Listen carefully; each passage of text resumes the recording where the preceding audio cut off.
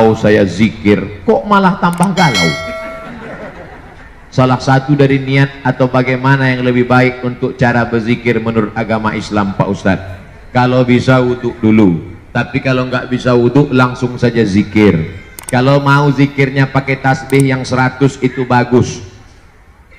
Banyak orang pergi umroh lebih lama milih tasbih daripada bertasbih. Milih tasbihnya lama, tasbih batu, tasbih kaca, tasbih koka, tasbih zaitun. Tasbihnya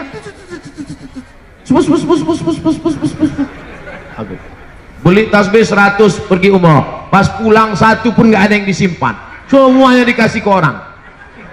Tinggal punya dia 2, itu pun digantung di kaca spion mobil. Itu alat tasbih itu supaya tasbih kita teratur, dihitung 100 terserah, tapi saya lebih banyak bersolawat. Bersolawat. Allahumma sholli ala sayyidina Muhammad wa ala ali sayyidina Muhammad. Allahumma sholli ala sayyidina Muhammad wa ala ali sayyidina Muhammad. Allahumma sholli ala sayyidina Muhammad wa ala ali Muhammad. Mulut menyebut, hati mengingat, sikap mengagungkan. 3 caranya. Mulut menyebut, hati mengingat, sikap mengagungkan. Pejamkan mata. Kalau bisa sholat dulu, kalau pagi sholat duha, kalau malam sholat tahajud, kalau nggak ada waktu sholat sunat mutlak 2 rakaat, sholat sunat hajat. Ya Allah, tolong hajatku ini supaya tunaikan segala, mudahkan urusan dunia akhirat, tenangkan batinku. Sholat, setelah itu barulah berzikir. Baca Quran itu zikir, sholat itu zikir, tasbih itu zikir, sholawat itu zikir, istighfar itu zikir. Kalau belum datang mungkin kurang banyak, siapkan cawannya, siapkan gelasnya. Allah akan menurunkan airnya. Gelas itu hati kita, air itu adalah ketenangan dari Allah. Kalau belum datang mungkin bukan Allah tidak tunaikan janji, karena Allah maha menunaikan janji. Innaka la tukhliful mi'ad. Tapi mungkin cawan kita masih kotor, kita bersihkan hati, kita mohon kepada Allah. Orang yang berserah diri kepada Allah, Allah pasti akan menolong dia. In tansurullah, kalau kau tolong agama Allah, yansurkum. Wa may yattaqillah, siapa yang bertakwa kepada Allah, siapa yang bertakwa kepada Allah, yaj'al lahu makhraja, Allah berikan dia jalan keluar dari segala problematika masalah hidupnya. Jadi jangan pernah berhenti, jangan pernah mungkin kurang syarat, kurang khusyuk. Obat saja pun yang hebat, kalau tidak cukup syarat tidak jadi obat, malah jadi penyakit. Ini ada pil kapsul dari Jerman. Kalau dimakan, kalau dikonsumsi, kalau diobati anaknya, insya Allah. Assalamualaikum warahmatullahi wabarakatuh. Waalaikumsalam. Semoga Ustadz Somad senantiasa dalam ridho Allah, amin. Pertanyaan saya terkait dengan istilah aswaja, ahlus sunnah wal jamaah. Insya Allah Pak Ustadz bisa memberikan penjelasan dari arti makna latar belakang aswaja. Apa benar apabila ditelaah bahwa aswaja memiliki garis keturunan langsung dari Rasulullah? Bagaimana kita tahu keaslian daripada ulama-ulama yang mengatakan mereka adalah habaib? Saya hadir di Hotel Crown.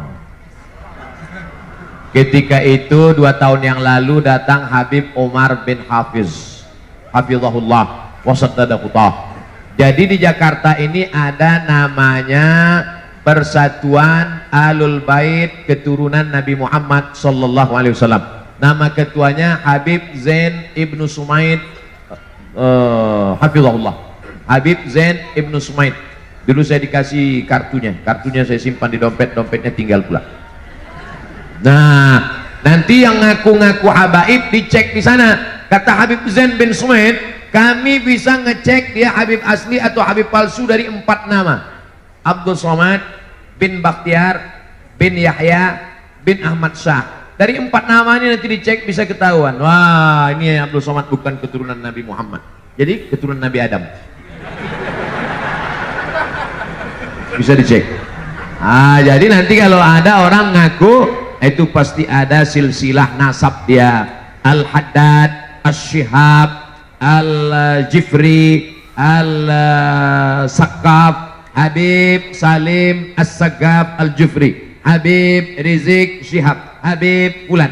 Ini ada silsilah nasabnya sampai kepada Sayyidina Ali, sampai kepada Sayyidina Al-Husain, Husain anak Sayyidatuna Fatimah, Fatimah anak Sayyidina Muhammad sallallahu alaihi wasallam.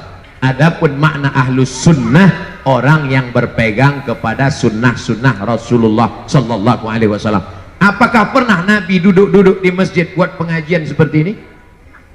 Pernah. Nabi duduk, Sayyidina Ali, Abu Bakar, Umar, Utsman, Ali, Thalhah, Zubair, halaqah namanya. Halaqah artinya lingkaran. Maka perbuatan kita ini sesuai apa tidak dengan sunnah Rasulullah? Sesuai. Maka perbuatan yang sesuai dengan sunnah dilaksanakan. Perbuatan itu dilakukan oleh orang ahlus sunnah. Ada ahlus sunnah, ada lawannya, namanya apa? Ahlul bid'ah. Perbuatan yang tidak dilakukan oleh Nabi Muhammad SAW, memisahkan antara laki-laki dan perempuan. Sunnah apa bid'ah? Sunnah, tak boleh campur aduk. Makanya dibuat itu ada pagar. Nah, agak langgar-langgar pagar sedikit karena. Tapi nanti pas ketika sholat, apa kata imam? Sufuf, luruskan shaf. Shaf laki-laki yang paling baik di depan, shaf perempuan yang paling baik di belakang. Ini adalah sunnah-sunnah. Maka keluar dari sunnah ini disebut dengan ahlul bid'ah. Jangan mudah menunjuk orang, hei pelaku bid'ah. Karena kalau ditunjuk orang pelaku bid'ah berarti dhalalah. Kalau sudah dhalalah berarti nar. Tiga sepaket, tiga paket, tiga dalam satu, satu dalam tiga. Bid'ah, dhalalah, finnar. Jangan mudah menuduh orang dhalalah kalau tidak betul-betul itu memang bid'ah. Karena ketika kau tunjuk saudaramu, hei pelaku bid'ah, berarti sudah mengeluarkan dia dari ahlus sunnah. Kita ini insya Allah tetap sampai mati dalam ahlus sunnah wal jamaah. Saya mau tanya tentang orang-orang yang pernah menerima transfusi darah. Apakah darah yang diterimanya itu dapat mempengaruhi dia terhadap sifat anak-anak yang dilahirkan sesudah itu? Menurut fatwa ulama Al-Azhar Mesir tempat saya kuliah, transfusi darah dari darah siapapun boleh selama darah manusia. Jangan darah ular sawah. Selama darah manusia, tak perlu kau tanya ini darah siapa, Islam apa tak Islam, maling apa koruptor, tak perlu. Selama darahnya sesuai, darah O, darah A, darah C. Ada darah C? Tak ada. Darah, saya mau ngetes saja jamaah masih sadar apa enggak. Saya waktu pertama kali cek darah, dilobangi ujung jari, diletakkan di atas kaca, dicek. Wah, darah Ustaz Somad darah paling mahal. Darah lu apa darah segmen ya? Darah, kata dokter darah Ustaz Somad ini darah paling mahal, darah AB kata dia. Saya waktu itu bangga. Wow, Ustaz, darah mahal itu payah nanti kalau donor. Yang paling bagus itu apa dokter? Darah O, mudah aja kata dia. Artinya apa? Terserahlah, itu memang sudah kudrat iradat Allah subhanahu wa ta'ala. Asal jangan darah biru aja lah. Darah biru berarti habis kena tinju bengkak. Nah, kalau nanti bapak ibu sakit, ada orang donor dari Palang Merah Indonesia, tidak perlu tanya ini darah siapa, sukunya apa, agamanya apa.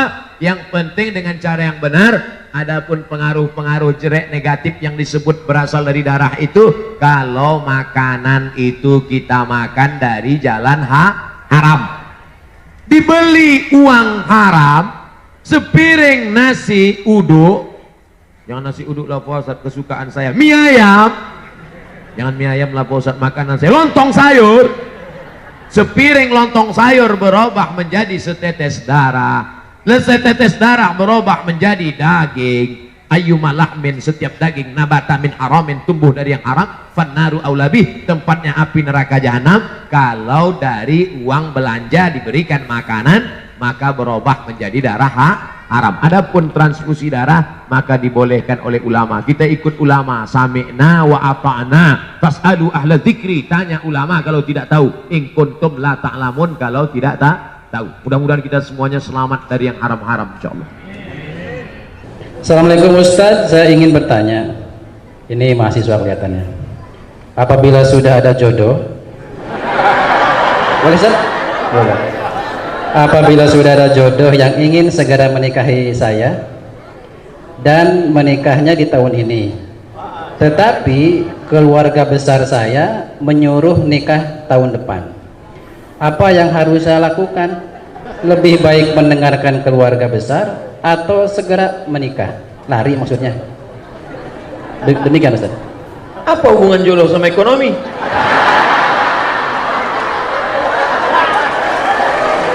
Karena jodoh terkendala disebabkan oleh ekonomi.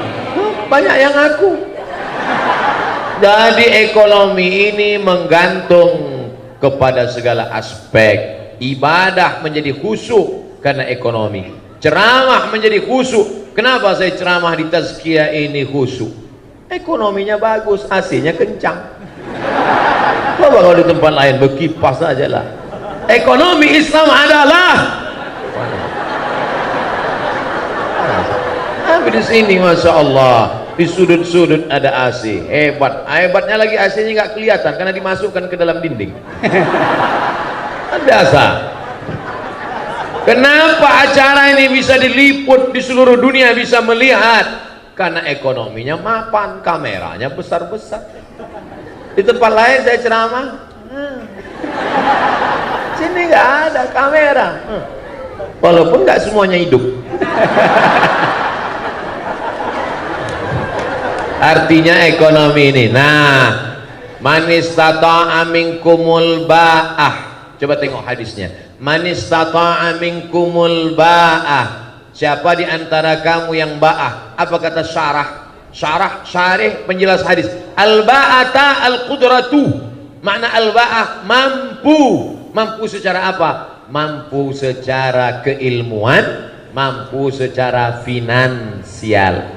Man istata'a minkumul ba'ata, siapa di antara kamu yang sudah mampu menikah, falyatazawwaj fa innahu aghaddu lil basar, karena menikah itu menundukkan pandangan, wa ahsanu lil farj, menjaga kemaluan. Faman lam yastati', siapa yang tak sanggup, fa alaihi bis-shaum, banyak-banyak puasa. Jadi adik-adik mahasiswa yang belum mampu menikah, kalian puasa aja dulu.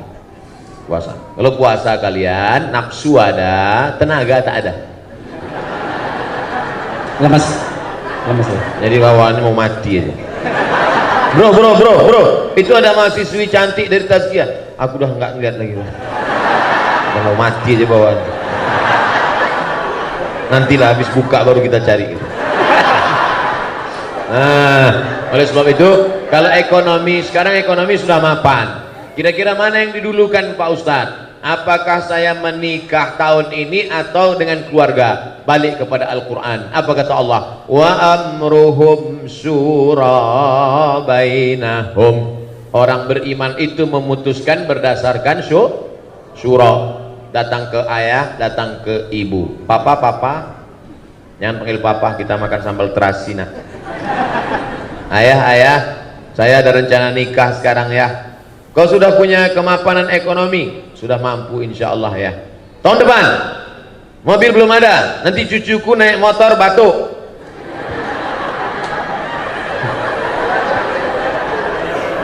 Ah, ini apa kata Allah? Iyakunu fuqara. Kalau calon mantumu itu fuqara, miskin, yughnihimullah. Allah yang akan membuat dia kaya. Nanti datang ke dia. Kamu mau minang anak saya? Iya Pak. Datang aja naik Grab.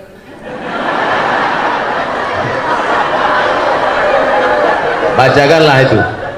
Ingat-ingat yang saya sampaikan tadi. Iyakunu fuqara yughnihimullah. Kalau yang datang ini miskin, Allah akan mengkayakan dia. Pergi pulang. Yang nyampaikan itu jangan mulut kamu, pinjam mulut orang lain. Yang kira-kira ngomongnya didengar sama orang tua. Datangi Ibu Rektor, datangi Dr. Safi Antonio, mereka yang ngomong. Jangan mentang-mentang kamu udah ngaji pulang kamu yang menceramahi orang tua. Ayah sini, mama sini. Assalamualaikum. Begitu. Musyawarah. Jangan nikah diam-diam. Nanti sudah punya anak baru kalian pulang kampung. Orang tua tak tahan darah tinggi. Pulang kalian bukan bawa ijazah, bawa menantu sama anak, mati dia. Musyawarah baik-baik, jangan sampai menjadi penyesalan. Bagus kalau mahasiswa-mahasiswi mapan menikah, dua-dua tercapai insya Allah. Mudah-mudahan semuanya disegerakan Allah menikah. Yang bilang amin yang belum nikah aja. Wallahu a'lam. Bagaimana cara kita bertobat dengan utang-utang yang dulu pernah menjadi kebiasaan, tapi lupa di mana utangnya. Bagaimana Ustaz? Orang yang paling tinggi IQ-nya, cerdas pun, kalau udah cerita utang ini banyak juga lupa. Nggak tahu entah kenapa, memang begitu. Nah, jadi antum jangan merasa cuma antum aja. Saya tidak lupa, cuman banyak jumpa dengan orang-orang lupa. Dulu sebelum minjam duit dekat kan, begitu udah dapat macam nggak kenal ya. Ada orang mati syahid. Orang mati syahid itu bebas dari 4. Tidak merasakan sakaratul maut, tidak merasakan azab kubur, tidak merasakan hisab, langsung masuk surga. Ilat dain, kecuali utang. Orang mati syahid aja kalau punya utang tertahan, apalagi mati konyol. Oleh sebab itu masalah utang ini jangan macam-macam. Jadi cobalah dari sekarang diingat-ingat berapa hutang piutang, cari alamatnya. Cari alamatnya. Dulu cari, bayar. Sudah dicari ahli warisnya tidak ada, diingat-ingat, dibayar, diserahkan ke masalih ammah, kepentingan umum. Di antaranya masjid, panti yatim, fakir miskin. Hitung dulu. Bapak calon jamaah haji, sebanyak apapun ibadah kalian di tanah suci, kalau hutang tidak kalian bayar, kalian akan dituntut di hadapan Allah. Menangis calon jamaah haji, datang jumpa saya 4 mata. Mohon maaf Pak Ustadz, saya malu di depan orang banyak. Hutang bapak apa? Bapak kan orang kaya. Memang saya kaya Pak, tapi saya cari orangnya belum ketemu Pak Ustadz. Hutang bapak apa? Dulu makan bakwan 3 bayar 1. Hati-hati nih mahasiswa. Bukan kalian, kami dulu. Nah, itulah bayar. Oleh sebab itu maka cari bayar. Kalau tidak ketemu maka dihitung ekuivalen berapa itu, lalu kemudian diserahkan ke masalih ammah, kepentingan umum untuk umat. Serahkan ke masjid. Assalamualaikum Pak Ketua Masjid. Ya, ini ada uang. Uang apa nih Dek? Terima aja lah Pak, yang tanya-tanya. Jadi nggak perlu akad. Saya bayarkan akad utang Mbak Wan selama 3 tahun SMP tunai. Nggak perlu. Wallahu a'lam. Alhamdulillah. Kita lanjut Ustaz, masih ada waktu. Bismillah. Ustaz, assalamualaikum warahmatullahi wabarakatuh. Ustaz, saya mau nanya, kan waktu sholat Jumat tidak boleh berbicara. Gimana hukumnya dengan menjawab sholawat atas Nabi? Terima kasih. Idza sa'idal khatibu 'alal mimbar, kalau khatib sudah naik ke atas mimbar, fala yatakallamanna ahadukum, maka janganlah satu di antara kamu berkata-kata. Idza qulta li sahibika ansit, kalau kau katakan kepada orang di sebelahmu, faqad laghauta, maka kau sudah melakukan perbuatan lagha. Wa man lagha fala jum'ata lah, siapa yang melakukan perbuatan lagha maka tiada Jumatlah baginya. Diam, tiada Jumat baginya. Adapun khatib mengatakan, marilah kita berselawat kepada Nabi. Allahumma salli ala Sayyidina Muhammad. Apakah lagha? Tidak, karena dia sedang berdoa kepada Allah, memohonkan selawat untuk Nabi Muhammad sallallahu alaihi wasallam. Seandainya berdiri salah satu dari jamaah itu, jamaah sholat Jumat berdiri, lalu dia ngomong ke khatib, Pak Khatib, cepetan dikit dong, nih kimi kelas di tasbih udah mau masuk nih. Apakah batal khutbah Jumat? Tidak. Mana dalilnya? Karena Nabi pernah khutbah, tiba-tiba datang orang Arab Badui ke pintu Masjid Nabawi. Apa kata dia? Ya Muhammad, halakatil amwal. Wahai Muhammad sallallahu alaihi wasallam, kampung kami sudah hancur, tanam-tanaman mati kering kerontang, onta-onta mati tidak minum, tolong berdoa kepada Allah. Apakah Nabi waktu itu ngomong batal sholat Jumat? Nah, Nabi angkat tangan. Nabi angkat tangan, apa kata Nabi? Aghithna, aghithna, aghithna. Itulah yang disebut dengan istisqa dalam khutbah Jumat. Nabi justru berdoa, minta supaya turun hujan. Selesai sholat Jumat, pulang sahabat, basah halaman Masjid Nabawi. Begitulah hebatnya doa Nabi SAW. Jadi yang membatalkan itu kalau berkata-kata sesama jamaah. Adapun jamaah berdoa, jamaah ngomong ke khotib, atau sebaliknya, khotibnya ngomong ke jamaah, apakah batal khutbah? Tidak. Nabi sudah khutbah, tiba-tiba ada seorang laki-laki datang, langsung duduk. Apa kata Nabi? Qum, berdiri, berdiri, berdiri kata Nabi. Nabi suruh dia sholat 2 rakaat. Andai saya sedang khutbah, tiba-tiba datang seorang laki-laki duduk, saya suruh dia berdiri, berdiri. Saya belum pernah lagi. Qum, berdiri sholat. Makanya kalau adik-adik terlambat, jangan langsung duduk foto sholat Jumat, tetap sholat 2 rakaat.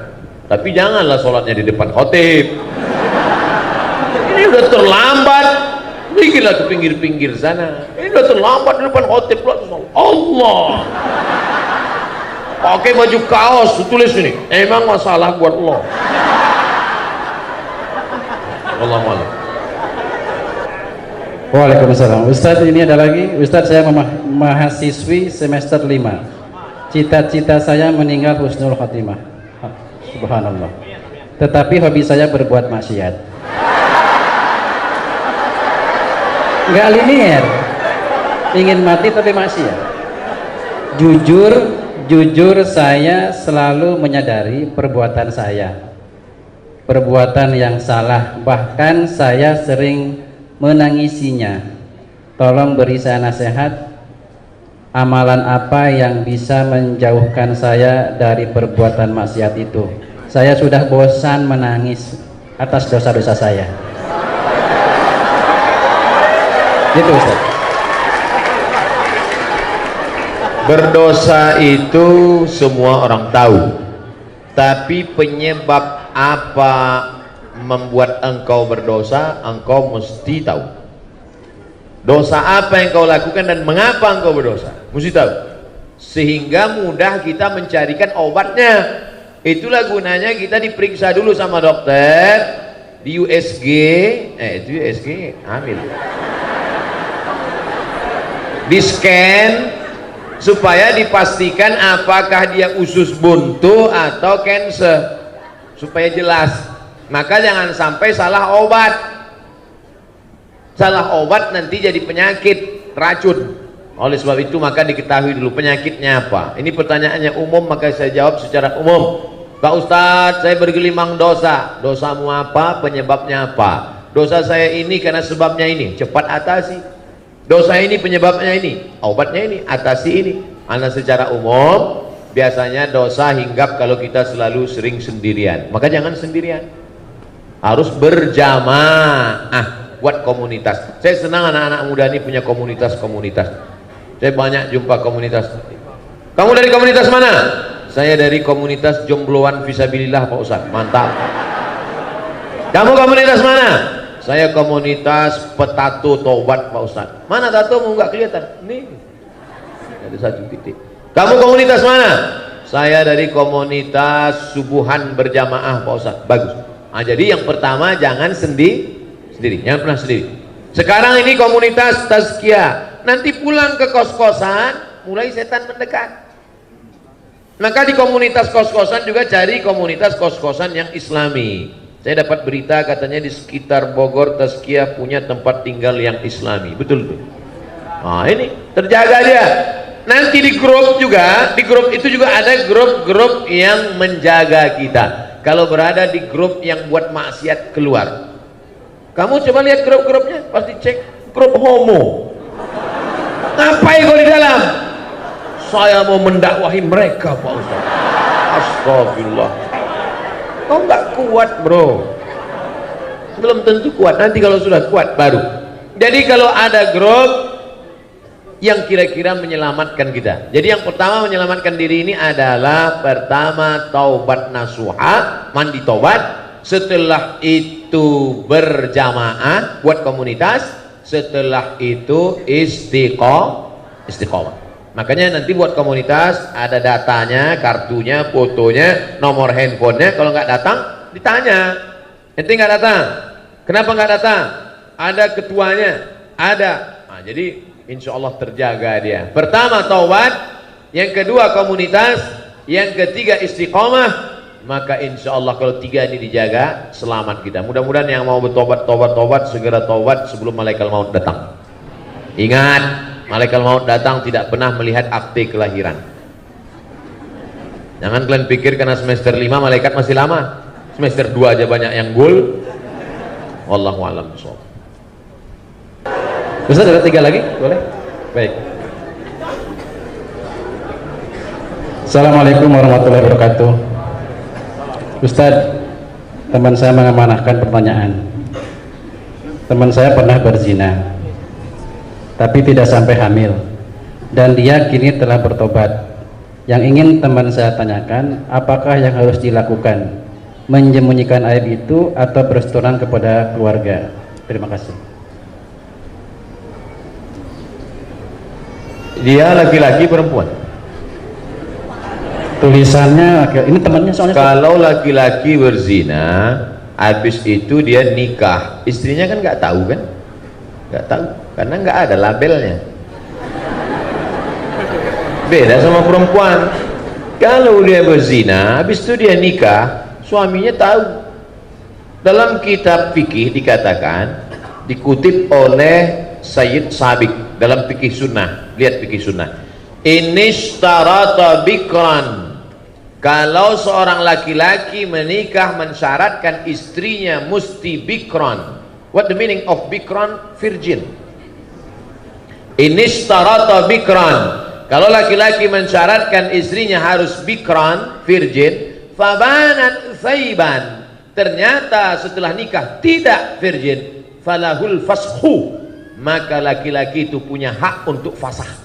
Fasah artinya pembatalan pernikahan. Makanya tertulis di botol, do not accept if cell is broken.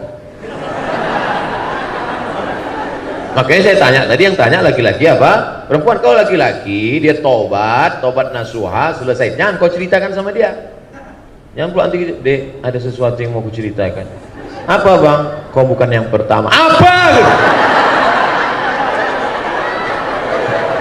Tapi kalau perempuan kau harus cerita, karena kalau tidak nanti ini bahaya. Cuman menanyanya jangan langsung pancing-pancing dia dulu.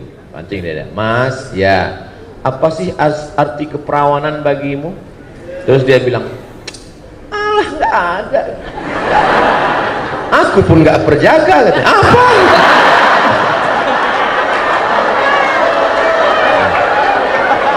Jadi hati-hati. Kalau memang dia siap menerima, lanjutkan. Tapi kalau tidak, itu nanti bisa menjadi fasah namanya. Apa namanya? Fasah. Fasah itu artinya pembatalan pernikahan karena laki-laki punya hak. Ini hati-hati perempuan. Mudah-mudahan Allah menjaga kehormatan anak-anakku sekalian. Amin ya Allah. Apa hukum bagi anak yang memarahi ibunya karena melarang agar melawan? Apa hukumnya bagi anak yang memarahi ibunya karena melarang ibunya agar jangan melawan bapaknya?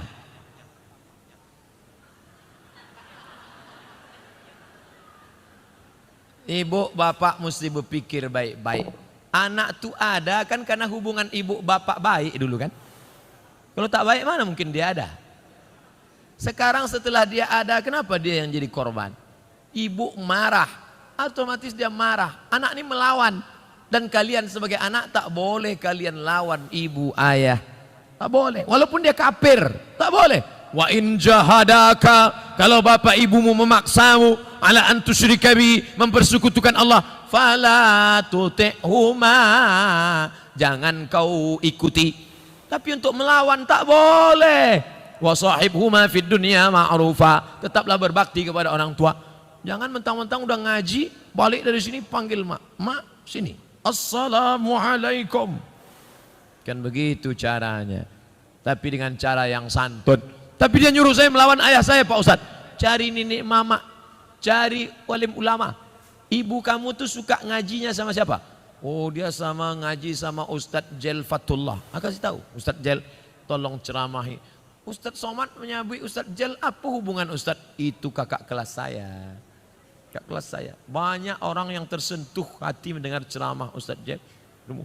Oh, dengan Ustadz Jel dia tak mau. Sama siapa? Dia maunya dengan Dr. Eka Putra Wirman. Itu kakak kelas saya juga dulu di Maroko.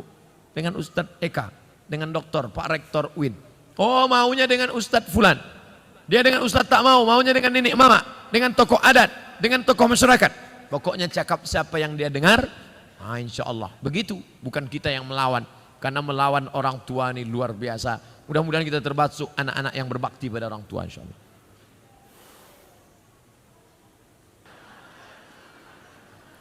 Apakah memperingati hari besar Islam itu bid'ah?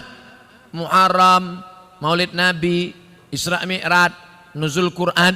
Kalau memperingati Muharram ini bid'ah, maka yang mengundang masuk neraka, yang diundang masuk neraka, yang paling panas nerakanya yang ceramah. Kalau tidak dibuat Nabi bid'ah. Orang mengaji berpuluh tahun di Makkah, Inyak Canduang, Inyak Jaho, Syekh Sulaiman Ar-Rasuli, Syekh Ahmad Khatib Al-Minkabawi, berpuluh tahun mengaji di Makkah. Ini enggak, jurusnya 5 saya. Kalau tidak dibuat Nabi bid'ah, Maulid Nabi bid'ah, Isra Mi'raj bid'ah, Nuzul Quran bid'ah, Marhaban bid'ah, Barzanji bid'ah, Sayyidina bid'ah, Yasin bid'ah, Tahlil bid'ah. Maka kalau basuh aja orang, bid'ah haram neraka, bid'ah haram neraka, bid'ah haram neraka. Tidak sesimpel itu saudaraku. Bid'ah itu perbuatan yang tidak ada dalilnya. Itu bid'ah. Adapun peringatan menyambut Muharram, itu ngaji. Ngaji. Kita ini pengajian. Isinya tidak ada yang mungkar. Mengingatkan lagi umat tentang bagaimana menyambut satu Muharram, bahwa kita punya kalender hijrah, kita harus betul-betul pindah, membangkitkan semangat membangun masjid, menyekolahkan anak ke sekolah lembaga yang peduli pada sholat berjamaah, mengingatkan tentang yang ulang tahun jangan membuat perbuatan mungkar, tapi dengan berbagi bersedekah kepada fakir miskin anak yatim. Maka dalam rangka watawasau bil haq watawasau bis sabr, maka akan datang masjid-masjid surau langgar musalla buat. Ini habis satu Muharram, Safar, Rabiul Awal. Acara Rabiul Awal buat Maulid Nabi dengan cara peringatan Maulid Nabi, puncaknya tanggal sekian. Seminggu sebelum itu adakan lomba jadi imam, lomba muazzin, lomba barzanji, lomba marhaban, sehingga malam itu nanti hadirkan Ustadz Mubaligh penceramah supaya dicuci lagi akidah, dibersihkan daripada kemungkaran. Bagaimana pengertian bid'ah itu Pak Ustadz? Sebagai beberapa bid'ah itu, karena di masjid kami tak pernah mengadakan memperingati hari-hari besar Islam. Peringati hari besar Islam, undang alim ulama, adakan pengajian. Adapun definisi bid'ah, kalau tidak ada dalil maka bid'ah. Selama ada dalil umum, selama masih dipayungi oleh tausiah, isi kajiannya adalah tausiah. Nanti Maulid Nabi, tausiahnya tentang akhlak-akhlak Nabi, tentang sejarah Nabi. Nanti bulan habis Maulid Nabi, Muharram, Safar, Rabiul Awal, Rabiul Akhir, Muharram, Safar, Rabiul Awal, Rabiul Akhir, Jumadil Awal, Jumadil Akhir, Rajab, Isra Mi'raj. Isra Mi'raj tausiah lagi. Isinya tentang bagaimana cara sholat Nabi. Karena Isra Mi'raj adalah peristiwa pengambil sholat. Habis Rajab, Sya'ban, menyambut Ramadan. Ramadan, nuzul Quran.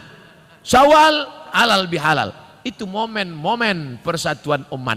Pokoknya masjid yang belum membuat, buat. Susun kepanitiaan. Ramai.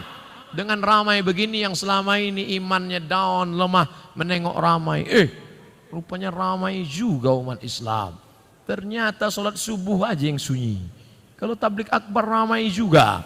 Itu makanya Idul Adha itu disuruh istri ikut menengok pemotongan, anak gadis dibawa. Untuk apa? Karena ada orang menengok orang ramai, bangkit semangatnya, hidup jiwanya. Makanya Idul Adha suruh anak istri ikut datang memotong, menengok pemotongan. Orang Islam ternyata ramai juga kalau bagi-bagi daging kambing. Untuk apa itu? Show menunjukkan force, kekuatan. Orang luar melihat kita. Ini kalau video ini di-share, tunjukkan bagaimana yang di luar sana menonton lewat layar, share ke seluruh Indonesia, share ke seluruh dunia. Orang berpikir 2 kali, jangan usir Ustadz Somad. Itu datang nanti pasukannya dari bumi Minangkabau. Dengan macam-macam dengan orang Minang. Kemana bumi dipijak, di situ awak membuka rumah makan. Di setiap penjuru negeri ini ada rumah makan Minangkabau. Macam-macam mereka. Saya ceramah di Sydney, di Australia, diajak makan di rumah makan orang awak Minangkabau. Gebu Minang di Sydney. Duduk saya. Ustaz Somad, senyum-senyum. Ya, ambolah lama di Australia. Labara tahun Pak. 35 tahun di siko Ustaz. Orang kita di mana-mana ada berada. Oleh sebab itu maka ini adalah syiar kekuatan, bangkitkan semangat. Saya sudah ceramah 1 jam 30 menit, 90 menit. Anak-anak muda dari tadi tetap tegak berdiri. Bayangkan itu. Pahalanya mudah-mudahan berlipat ganda insyaallah. Yang tegak berdiri pahalanya 2 kali lipat daripada yang duduk. Begitu cara menyenangkan hati orang yang berdiri-berdiri. Menurut syariat, wanita hamil di luar nikah tak boleh nikah sampai wanita itu melahirkan. Tapi di saat sekarang, banyak wanita hamil di luar nikah langsung dinikahkan. Bagaimana solusinya Pak Ustadz? Baca kitab Al-Fiqhul Islami wa Adillatuh Syekh Wahbah Zuhaili. Nama kitabnya Al-Fiqhul Islami wa Adillatuh, dicetak oleh Gema Insani Press Jakarta, sudah terjemah ke bahasa Indonesia. Panjangnya 1 meter, harganya 1.800.000. Di sana disebutkan perempuan kalau hamil menikah, nikahnya sah. Dengan syarat memang laki-laki itu yang menghamilinya. Maka nikahnya sah. Maka kalau ada Pak Kua menikahkan perempuan hamil, nikahnya sah. Maka Pak Kua tak perlu tanya, udah berapa bulan? Yang bertanya itu dokter. Pak Kua tak perlu nanya. Nanti cirinya yang model perempuan hamil itu mertuanya dari cara manggilnya udah lain. Kalau yang belum hamil itu nanya, hai menantuku. Nah, gitu dia. Hei. Itu tanda-tanda tuh. Aku terima ini kau tuna. Hei. Yang sekolah ya. Nikahnya sah, tidak perlu diulang. Anak lahir tak perlu diulang. Tapi efek akibat dari pernikahan itu muncul 4 masalah. Yang pertama, anak itu nanti kalau lahir tidak bisa pakai bin bapaknya. Jadi pakai bin apa? Terserahlah, bin kardus, bin botol. 2, kalau anak pertama lahir laki-laki, lahir anak nan kedua padusi, perempuan, nanti anak nan pertama iko indak bisa mawalikan nikah adiaknya. De apa de inyo sudah saudara saudara seamak tidak bisa jadi wali. 3, kalau si bapak mati, si anak tidak dapat harta warisan, tidak ada hubungan nasab. Nang keampe, kalau si anak nan pertama anak gadis cantik jelita dipinang oleh laki-laki, si bapak tak bisa menjadi wali karena tak ada hubungan nasab. Walinya siapa? Walinya wali hakim Pak Kua. Apa salah saya Pak Ustadz? Ini anak saya. Rambutnya, darahnya, DNA sudah periksa di Singapura. Ini anak saya. DNA nggak laku Mas Bro. Salah saya apa? Kamu mencoblos sebelum hari H.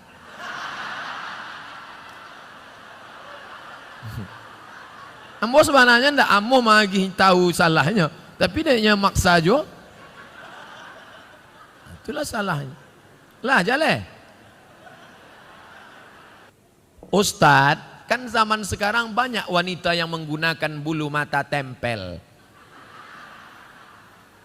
Yang bulu mata ini yang mana? Ini. La'anallahul washimat. Allah melaknat tukang buat tato. Wal mutashimat, minta buatkan tato. Wal mutanammisat, mencabut, mencukur, merubah. Wal mutafallijat, mengotak-atik gigi. Kalau giginya memang tak layak, boleh. Ada kalau senyum dia 3 hari kita tak bisa tidur. Itu boleh, dia bawa ke dentis, boleh. Tapi yang sudah layak, banyak sekarang orang sudah layak, bagus, di otak-atik. Dipakai dulu kawat jemuran, sekarang untuk gigi. Pakai warna-warni lagi. Senin hijau, Rabu ungu, Kamis pink. Kalau jumpa, ngotak-atik tak boleh. Plastik semua. Sampai ini pun plastik. Lentik plastik. Ada orang bakar sampah, layu. Tak usah. Kau cantik bukan karena plastik itu, tapi kau cantik karena kecantikan dari dalam. Bahasa awaknya apa? Inner beauty. Karena cahaya tahajudmu, karena munajatmu kepada Allah Subhanahu wa taala. Menyambung rambut Pak Ustadz, Allah melaknat yang menyambung rambut. Tapi saya kena penyakit Pak Ustadz, gugur semua, gundul. Kan saya tak nampak. Suami saya melihat Pak Ustadz, kasih tahu dia, bang, ini takdir dari Allah. Walaupun aku gundul, kau terimalah apa adanya. Aku tak pernah request. Kata suami, apapun adanya dirimu, ku terima engkau Adinda. Karena yang berambut sudah ada satu lagi.